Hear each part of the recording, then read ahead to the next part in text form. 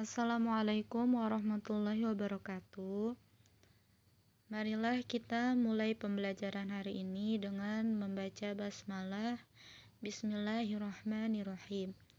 Hari ini saya akan menjelaskan mengenai kepemilikan dalam Islam.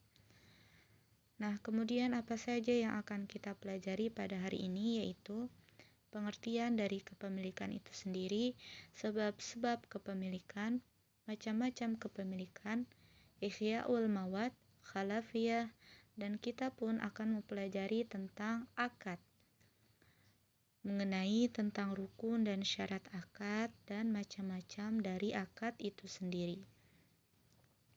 Kemudian di sini dapat dilihat mengenai pengertian kepemilikan atau biasa disebut dengan milkiyah. Milkiyah ini menurut bahasa berasal dari kata milkun. Artinya sesuatu yang berada dalam kekuasaannya. Sedangkan milkiyah menurut istilah adalah suatu harta atau barang yang secara hukum dapat dimiliki oleh seseorang untuk dimanfaatkan dan dibenarkan untuk dipindahkan penguasaannya kepada orang lain. Nah, apa yang mendasari daripada hukum kepemilikan itu? Di sini ada surat Al-Ahzab dan hadisnya yang bisa kalian baca, seperti Quran surat Al-Ahzab ayat 50 yang artinya, "Hai Nabi, sesungguhnya kami telah menghalalkan bagimu istri-istrimu yang telah kamu berikan mas kawinnya dan hamba sahaya yang kamu miliki, yang termasuk apa yang kamu peroleh dalam peperangan yang dikaruniakan Allah untukmu. Bahkan untuk mempertahankan dan menjaga hak miliknya, hukumnya adalah wajib."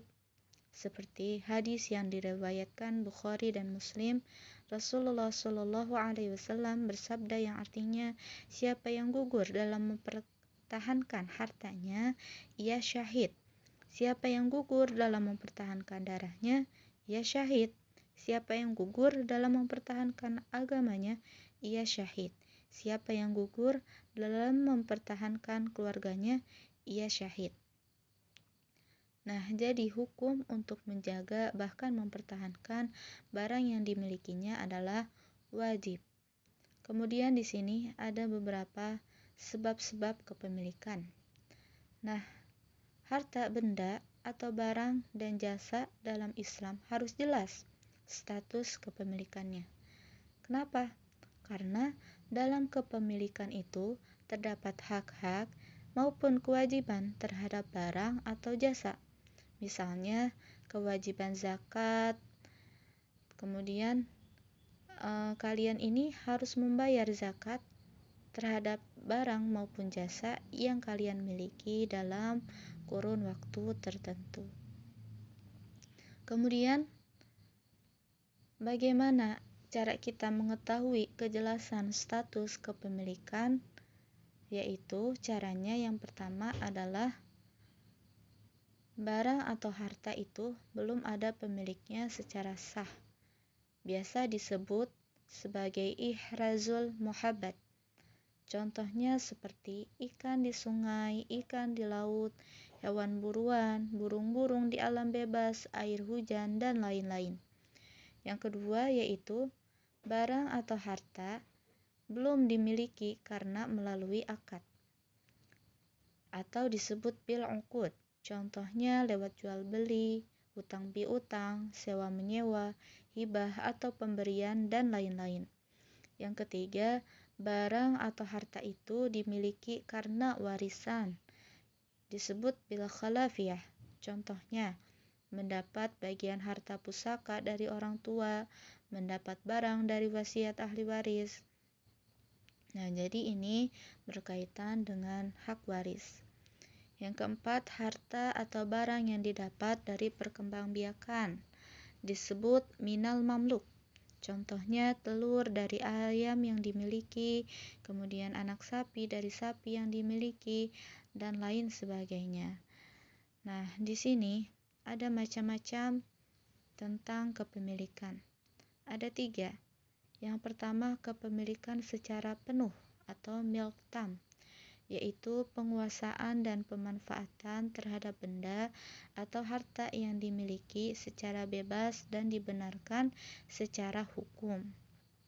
Yang kedua, kepemilikan materi, yaitu kepemilikan seseorang terhadap benda atau barang terbatas kepada penguasaan materinya saja.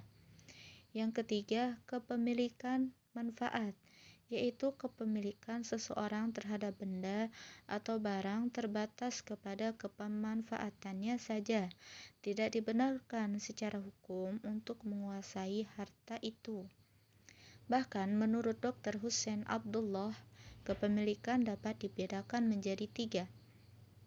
Yang pertama, kepemilikan pribadi atau individu, yaitu suatu harta yang dimiliki seseorang atau kelompok, namun bukan untuk umum. Contohnya rumah, mobil, sawah, dan lain-lain. Yang kedua, kepemilikan publik atau umum, yaitu harta yang dimiliki oleh banyak orang. Contohnya jalan raya, laut, lapangan olahraga, dan lain-lain. Yang ketiga, kepemilikan negara. Contohnya gedung sekolah negeri, gedung pemerintahan, hutan, dan lain-lain. Selanjutnya, materi mengenai ihrazul muhabbat dan khalafiyah. Apa itu ihrazul muhabbat?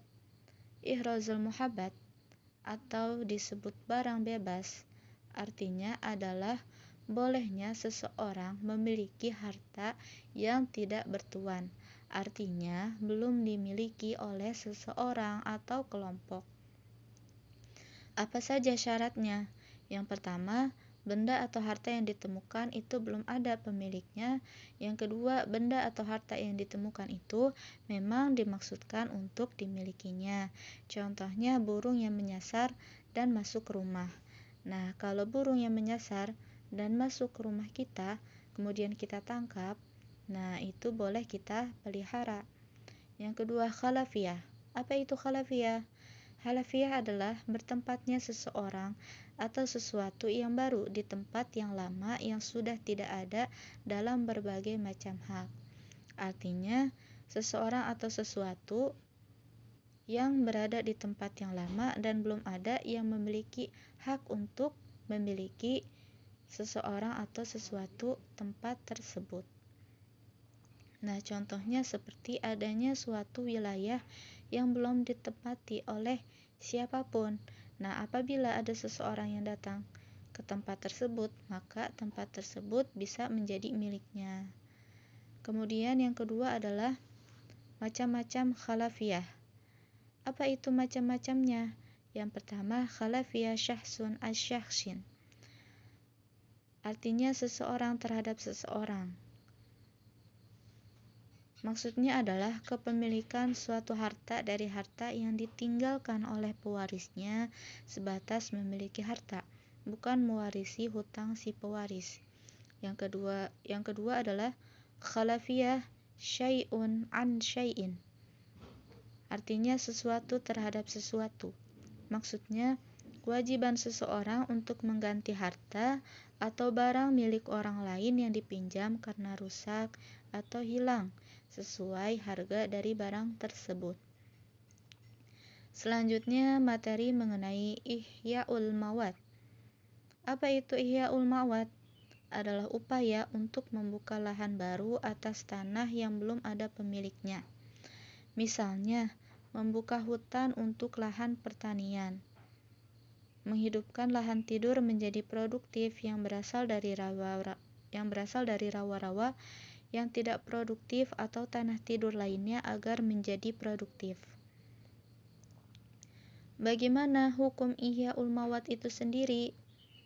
Hukumnya adalah mubah atau boleh. Seperti sabda Rasulullah SAW yang berbunyi, "Man ahya ardon mayyitatan fahiya lahu wa laysa li hirqin zalimin haq." Artinya, barang siapa yang menghidupkan tanah mati, maka tanah itu menjadi haknya. Orang yang mengalirkan air zalim tidak mempunyai haknya. Hadis riwayat Abu Daud, An-Nasa'i, dan Tirmizi. Kemudian apa saja syarat-syarat untuk membuka lahan baru?